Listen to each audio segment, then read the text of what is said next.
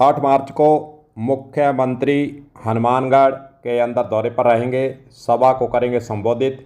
तो चलिए हनुमानगढ़ की समस्याओं से जूझ रहा है जिला हनुमानगढ़, उस पर करते हैं बात। और जो समस्याएं मुंह बाय हनुमानगढ़ के अंदर खड़ी है उसकी ओर सभी पार्टियों के नेताओं का ध्यान भी इस ओर दिलाना हम चाहेंगे। और ख़ास रूप से मुख्यमंत्री जी इस वीडियो को अगर देख लें तो कुछ हनुमानगढ़ के लिए कुछ करके जाएं तो जनता का भला ज़रूर हो सकता है। हमारा काम है समस्याओं को उजागर करना, उसी की कड़ी में यह समस्या उजागर हम कर रहे हैं।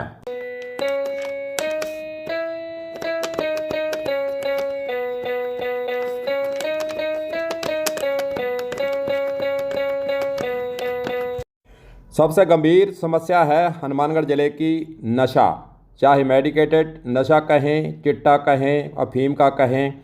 यह नशे घर घर के अंदर बिकने की बातें हो रही हैं। पुलिस की कार्रवाई तो होती है, लेकिन समूल इसको नष्ट करना, इसको रोकना और नशे से कैसे जो युवा पीढ़ी गर्त में गई है उसको वापस परिवारों से मिलाना। बहुत सी मौत हो रही हैं, घर घर गली गली चिट्टा जो बिक रहा है उससे भारी नुकसान हो रहा है।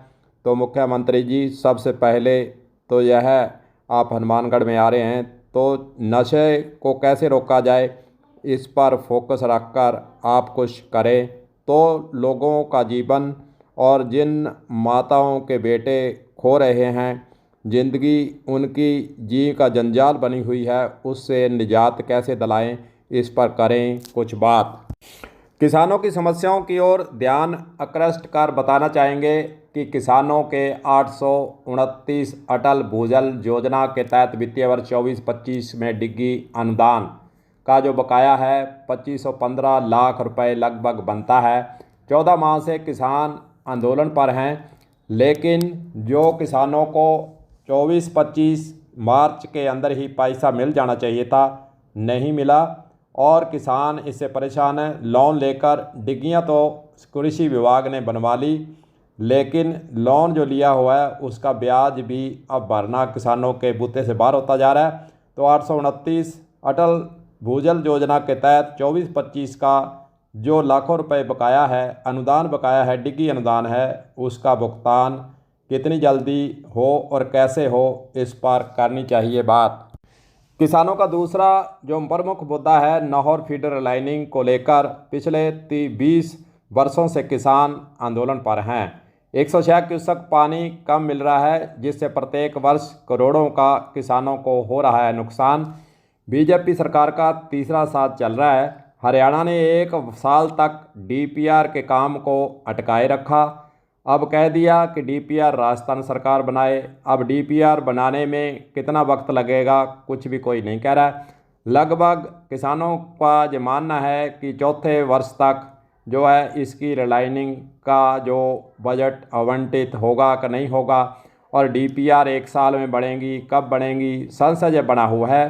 फिर काम इसका शुरू होगा। बीजेपी के 5 वर्ष का समय उस वक्त गुजरन की तरफ चला जाएगा। काम पूरा होगा या नहीं होगा कोई पक्की गारंटी किसानों को नहीं दे रहा है, इसलिए किसान चिंतित जरूर हैं।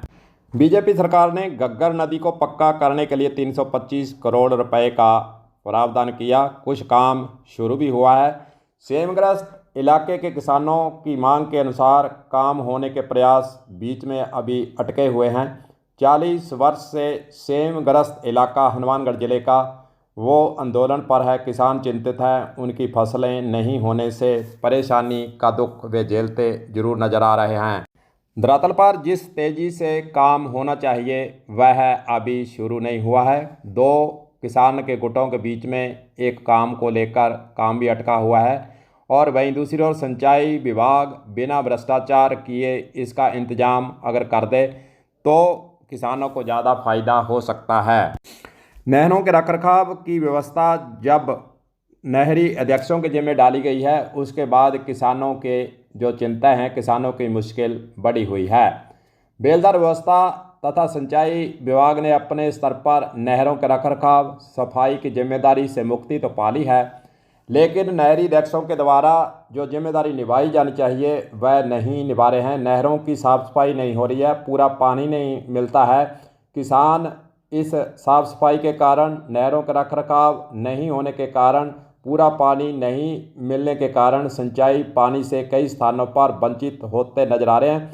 सिंचाई विभाग से बातचीत किसान करते हैं तो उनका यही कहना है कि नहरी अध्यक्ष की जिम्मेदारी है, वही यह काम करवाएगा। लेकिन नहरी अध्यक्ष राजनीति से प्रेरित होकर कई स्थानों पर काम नहीं करने की बातें भी सामने आ रही हैं। नौर बादरा क्षेत्र के अंदर किसानों के खेतों की चकबंदी का काम शुरू किया गया। काम बीच में अटका हुआ है, कई स्थानों पर काम बंद भी हो चुका है। किसानों की मांग है कि किसानों के खेतों की चकबंदी का काम जो सरकार ने शुरू करवाया था उसको आखिरकार पूरा क्यों नहीं करवाया जा रहा है। हनुमानगढ़ जिले के अंदर खेतों को जाने के रास्ते रोके जाने के प्रकरण प्रतिदिन के ज्ञापन जिला प्रशासन के पास आ रहे हैं। हालांकि सरकार ने एक अभियान भी चलाया था कि सभी स्थानों पर जो खेतों को, जहाँ गाँवों के अंदर जो रास्ते रुके हुए हैं, जो का अतिक्रमण किए बैठे हैं, उनके रास्ते प्रशासन जो है खोले।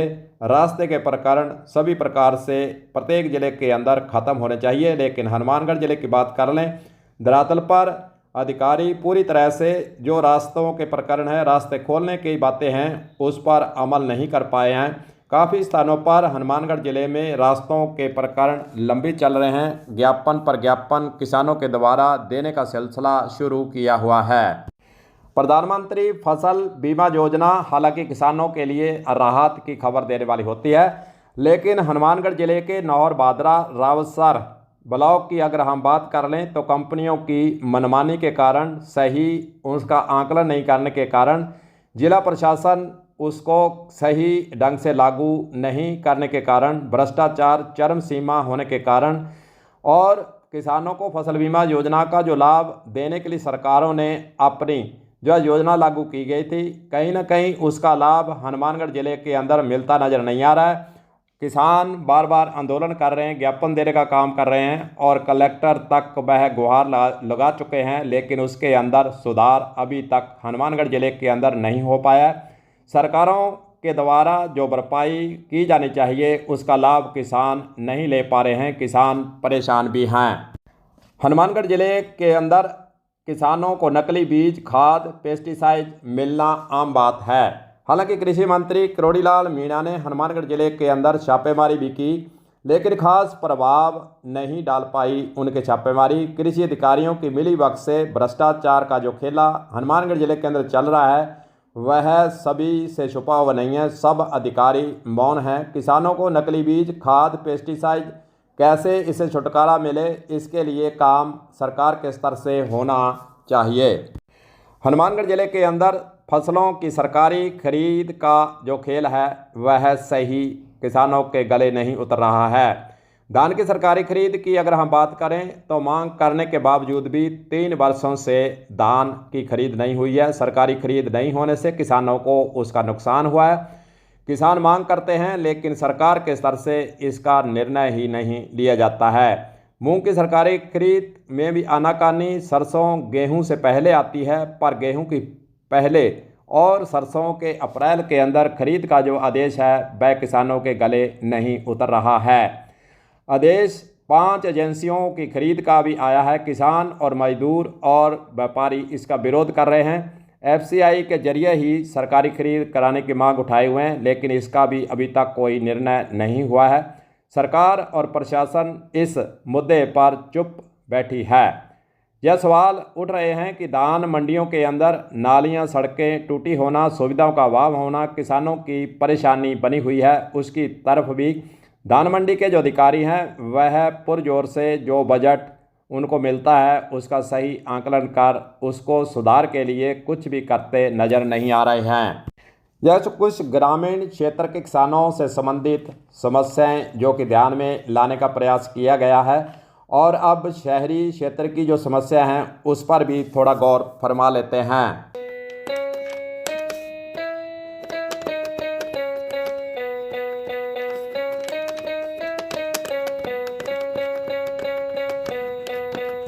राजस्थान के अंदर कांग्रेस राज के अंदर रियायती दर पर पट्टे बनाने का काम शुरू हुआ। बीजेपी ने 3 साल के अंदर यह काम रोका हुआ है। नगर पालिकाओं के चुनाव में लोगों के प्रश्नों का जवाब कैसे मिलेगा, इसके लिए भी अब चर्चा हनुमानगढ़ जिले के अंदर चली हुई है। कांग्रेस राज के अंदर रियायती दर पर जो पट्टे बनाने का काम शुरू हुआ था वह गरीबों के लिए एक राहत की खबर थी, लेकिन यहाँ के लोग बाट जो रहे हैं कि कब बीजेपी सरकार रियायती दर पर पट्टे बनाने का काम शुरुआत करेगी। बीजेपी सरकार ने निराश्रित पशुओं के लिए गौशाला के अंदर छोड़ने के लिए एक योजना बनाई, लेकिन योजना का असर हनुमानगढ़ जिले के अंदर देखने को नहीं मिला है। सरकारी आदेश आया लेकिन वह फाइलों में दब कर रह चुका है। आदेश की पालना छूमंतर हो चुकी है। हनुमानगढ़ जिले के अंदर प्रत्येक शहर की बात कर लें तो पशु विचरण करते नजर आ रहे हैं। गंदगी के साथ साथ लोगों को चोटिल कर रहे हैं। गौशालाएं व्यापार का केंद्र बनती जा रही हैं। निराश्रित पशुओं को वह अपनी गौशाला के अंदर लेते नहीं हैं, स्वीकार नहीं करते हैं। गलियों के अंदर पशु गोदे जो है विचरण करते हैं, लोगों को नुकसान हो रहा है। और गांवों की बात करें तो गांवों के अंदर भी इसी प्रकार निराश्रित पशु इधर से उधर भटकते फिर रहे हैं। उनकी हालत बड़ी गंभीर है, लेकिन उसके लिए जो सरकार ने प्लान हनुमानगढ़ जिले के लिए भी बनाया और निराश्रित पशुओं को गौशाला के अंदर छोड़ने का आदेश था, वह हवा में उड़ता नजर आ रहा है। प्रदूषण की बात करें तो हनुमानगढ़ जिला पूरे भारत के अंदर प्रदूषित शहर की श्रेणी के अंदर बहुत बार आ चुका है। आंकड़े आ चुके हैं। प्रदूषण का प्रमुख कारण है जिला मुख्यालय की बात कर लें तो यहाँ पर जितने भी औद्योगिक क्षेत्र की फैक्ट्रियाँ हैं उनके द्वारा केमिकल युक्त गंदा पानी सीधा ही छोड़ा जा रहा है। एसटीपी जो लगने चाहिए कुछ फैक्ट्रियों के अंदर लगे हैं, बाकी सब मनमानी पर फैक्ट्री मालिक उतरे हुए हैं। सीधा पानी, केमिकल युक्त पानी, गंदा पानी नालियों के अंदर छोड़ा जाता है। बदबू का आलम है और चारों तरफ गंदगी और बदबूदार पानी होने से प्रदूषण का प्रमुख कारण जहां पर बनता जा रहा है। और जो विभाग जिनकी जिम्मेदारी है, चाहे रिको की बात करें, उद्योग विभाग की बात करें, चाहे हम प्रदूषण नियंत्रण कार्यालय जहाँ खुला हुआ है वहाँ पर लंबे समय से अधिकारी ही नहीं है। झुंझुनू के अधिकारी के पास चार्ज है। इतनी दूरी से वह कैसे प्रदूषण रोके, सबसे बड़ा सवाल है। लेकिन कार्रवाई के नाम पर खेला होता है। भ्रष्टाचार मुंह बोल जहां रहा है, लेकिन अधिकारियों के द्वारा जो फैक्ट्रियों पर कार्रवाई करनी चाहिए वह चुपचाप हाथ पर हाथ धरे बैठे हैं। लोगों को बीमारियां जो हो रही हैं और सीवरेज का पानी जो खुले में छोड़ा हुआ है वह सबसे बड़ी समस्या हनुमानगढ़ के अंदर घर कर गई है। सीवरेज के पानी को कैसे इसको ट्रीटमेंट कर आगे खेतों के अंदर पहुंचाने की योजना बनी, वह खटाई में पड़ गई, फेल हो गई। फेल योजना होने के कारण सीवरेज का पानी खुले में सिविल लाइन्स इलाके के अंदर 2-3 मुरब्बों में छोड़ा हुआ है, जो कि बीमारियां बांट रहा है और प्रदूषण का प्रमुख कारण वह बनता जा रहा है। इसका स्थायी हल, बरसात के पानी का स्थायी हल अभी तक यहाँ के जिला प्रशासन नहीं निकाल पाया है। सभी नगर पालिकाओं के अंदर यही गंदगी और बदबूदार पानी, केमिकल युक्त पानी, गंदा पानी नालियों के अंदर जाना, खुले में छोड़ना आम बात हो रही है, जिससे जो यहाँ के नागरिक परेशान हैं। नगरपालिका नगर परिषद क्षेत्र के अंदर शहरी क्षेत्र की बात कर रहे हैं। हालांकि विकास की बातें की जाती हैं, लेकिन सड़कों और नालियों का आपस में तालमेल नहीं होना, सही उनका साइज, सही उनका स्थिर रूप से, स्थायी रूप से जो उनका लेवल होना चाहिए वह तालमेल नहीं रखने के कारण यहाँ की सड़कें और नालियों का जो हालत है वह जल्दी ही टूटने की कगार पर पहुँच जाती है। इनका तालमेल नहीं होने से पानी निकासी की जो समस्या है वह हनुमानगढ़ जिला मुख्यालय पर स्थायी रूप से उसका समाधान नहीं हो पाया है। इसलिए लोग यहाँ के जब बरसात के दिनों की बात आती है या फिर गंदा पानी जब सड़कों और नालियों का तालमेल नहीं होने से घरों की तरफ जब जाता है तो परेशानी लोगों की बढ़ जाती है। हनुमानगढ़ जिले के अंदर प्रमुख एक मांग 2 वर्षों से अटकी हुई है, वह है बस स्टैंड की। बस स्टैंड बाजार के बीचों बीच है, छोटा है। बस स्टैंड को रोडवेज डिपो के अंदर बनाने की बात हुई, पेड़ काटे गए, मामला जो है बीच में अटका और 2 गुटों के नेताओं के बीच में यह मामला अटका हुआ है और कलेक्टर के पास यह फाइल भेजी हुई है। कलेक्टर भी असमंजस की स्थिति में है, वह इस पर निर्णय नहीं ले रहे हैं कि आखिरकार बस स्टैंड हनुमानगढ़ जिला मुख्यालय का बाईपास पर बनाया जाए, रोडवे डिपो में बढ़ाया जाए, इसलिए यह मामला अटका हुआ है। इस निर्णय को लागू अगर कर दें तो लोगों को राहत मिल सकती है। हनुमानगढ़ जंक्शन के अंदर एक योजना बनी Gandhi Nagar foot over bridge बनाने की। नगर परिषद के द्वारा पैसा रेलवे को 6-7 साल पहले जमा करवाया, काम पहले शुरू नहीं हुआ, फिर 2 वार्ड मेंबरों की आपसी खींचातान, आपसी मतभेद के कारण लंबे समय से यह काम अटका हुआ है। जिला प्रशासन इसका निर्णय करवाकर गांधीनगर फुट ओवर ब्रिज का काम पूरा करवाने में भी फेल साबित हो रहा है। जिला प्रशासन के द्वारा इसके लिए कोई भी प्रयास करते नजर नहीं आए। कुछ भी कोई खबर नहीं है कि जिला प्रशासन गांधीनगर फुट ओवर ब्रिज क्यों रुका हुआ है, इसका काम पूरा कैसे करवाए। जिला प्रशासन हाथ पर हाथ धरे बैठा है। हनुमानगढ़ जंक्शन में सतीपुरा ओवर ब्रिज का काम पिछले शायद 7 साल से चल रहा है, पूरा होने का काम नहीं ले रहा है। लेकिन चूना फाटक के पास अंडर ब्रिज स्वीकृत हुआ, मामला DPR में बीच में ही अटका। 3 गुटों के बीच में मतभेद हुए। PWD अधिकारी भी आपस में मनमुटाव के कारण अदर में DPR बनाने का काम अटका हुआ है। हालांकि सतीपुरा ओवरब्रिज का काम पूरा होने के बाद रेलवे चूना फाटक को बंद करने की बात कह रहा है, पर इसका क्या होगा कुछ भी पता नहीं है कि चूना फाटक का अंडरब्रिज बनेगा या नहीं बनेगा। DPR कब बनेगी, कोई भी अधिकारी, कोई भी जिला प्रशासन का अधिकारी, PWD का अधिकारी या फिर जो नेता हैं वह यह बात बता नहीं रहे हैं कि आखिरकार चूना फाटक की DPR कब बनेगी, कब अंडरब्रिज का काम शुरू होगा। हनुमानगढ़ जंक्शन के अंदर और टाउन के अंदर कुछ इलाके में दुधारू पशुओं के द्वारा अवैध रूप से दूध डेयरियाँ खोली हुई हैं। जगह उनके पास है नहीं। जंक्शन के वार्ड नंबर 11 के अंदर सबसे भयंकर समस्या कई सालों से बनी हुई है।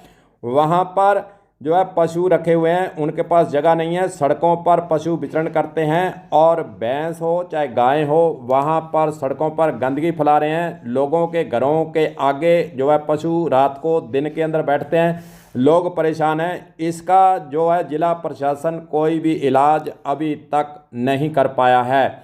लोग यहाँ के इस समस्या के कारण कई वर्षों से जूझ रहे हैं। कोई भी सरकार हो चाहे कोई भी नगर परिषद का या चेयरमैन बना हो, अयुक्त बना हो, कलेक्टर आए चले गए, लेकिन वार्ड नंबर 11 के अंदर जो दयनीय स्थिति है, भयभीत रहते हैं बच्चे, खेल नहीं पा रहे, लोगों घरों के आगे पशु बैठे रहते हैं, लोग परेशान हैं। उसका स्थायी हल आज तक कोई भी निकाल नहीं पाया है। लोग यहाँ के वार्ड नंबर 11 जंक्शन के परेशानी में पड़े हुए हैं। तो किसानों की समस्या और शहरी क्षेत्र की समस्याओं का मामला उजागर करने का काम किया है। देखते हैं जो नेता हैं, चाहे सरकार में बैठे हैं, विरोधी पक्ष के नेता हैं, जो जिला प्रशासन है, विभाग हैं, क्या इस वीडियो को देखकर जितनी समस्याएं हमने कोशिश की है प्रमुख समस्याओं को बताने का काम किया है। और भी बहुत सी समस्याएं हैं जो कि समय समय पर मीडिया के द्वारा उठाई जाती हैं।